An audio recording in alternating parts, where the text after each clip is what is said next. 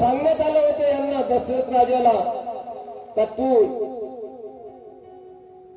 उद्याला स्वप्न पडलं होतं त्यांना, उद्याला तू शिकार करण्यासाठी जा आणि जो कोणी पहिला प्राणी मिळाला त्याला तू नाही का त्याचा वध कर.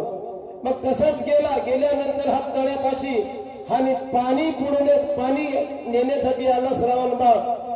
त्यांच्याकडे झाडी होती, ती अशी बुडवल्यानंतर पहिली बुडवली काही झालं नाही, प्याला पाणी स्वतः. दुसरी बुडवायला गेला ती बुडबुड बुडबुड बुडबुड वाजली.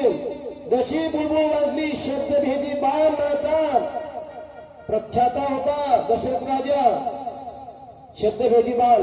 जसे बुडबुड वाजली तसे त्या दिशेने बाण सोडला, तो जो छातीमध्ये घुसलेला आहे. बघतो तर कोण? श्रावण बाण रक्ताच्या थारोळात पडलेला आहे. आणि मग